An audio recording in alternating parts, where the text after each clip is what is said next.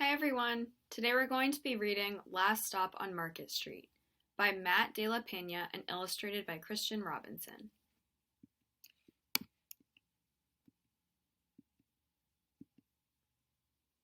CJ pushed through the church doors, skipped down the steps.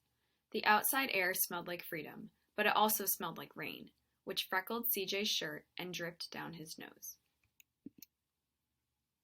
He ducked under his Nana's umbrella, saying, "How come we gotta wait for the bus in all this wet?" "Trees get thirsty too," his Nana told him. "Don't you see that big one drinking through a straw?" CJ looked for a long time, but never saw a straw.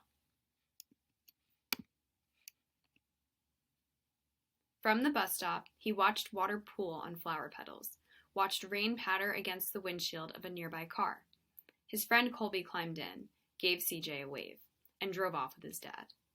"Nana, how come we don't got a car?" "Boy, what do we need a car for? We got a bus that breathes fire, and old Mr. Dennis who always has a trick for you." The bus creaked to a stop in front of them. It sighed and sagged, and the doors swung open. "What's that I see?" Mr. Dennis asked. He pulled a coin from behind CJ's ear, placed it in his palm. Nana laughed her deep laugh and pushed CJ along. They sat right up front.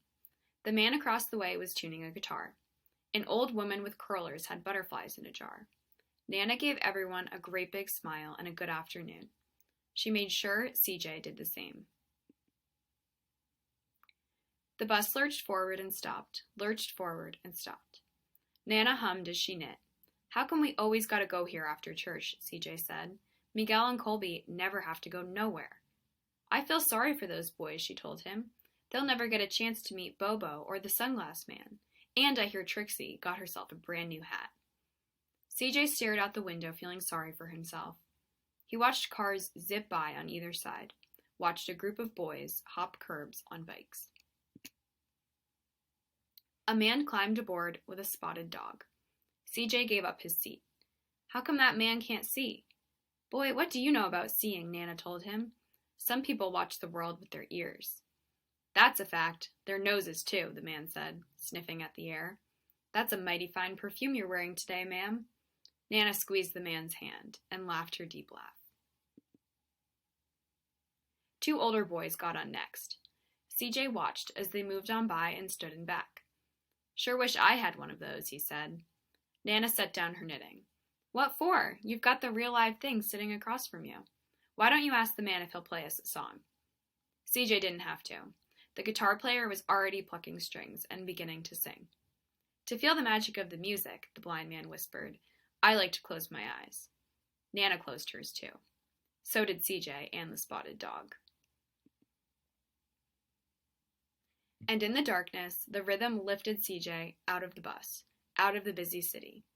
He saw sunset colors swirling over crashing waves, saw a family of hawks slicing through the sky, saw the old woman's butterflies dancing free in the light of the moon. CJ's chest grew full and he was lost in the sound, and the sound gave him the feeling of magic. The song ended and CJ opened his eyes. Everyone on the bus clapped, even the boys in back. Nana glanced at the coin in CJ's palm. CJ dropped it in the man's hat. "Last stop on Market Street," Mr. Dennis called. CJ looked around as he stepped off the bus. Crumbling sidewalks and broken down doors, graffiti-tagged windows, and boarded-up stores. He reached for Nana's hand. "How come it's always so dirty over here?" She smiled and pointed to the sky. "Sometimes when you're surrounded by dirt, CJ, you're a better witness for what's beautiful." CJ saw the perfect rainbow arcing over the soup kitchen. He wondered how his Nana always found beautiful where he never even thought to look. He looked all around them again, at the bus rounding the corner out of sight, and the broken street lamps still lit up bright, and the stray cat shadows moving across the wall. When he spotted their familiar faces in the window, he said, "I'm glad we came." He thought his Nana might laugh her deep laugh, but she didn't.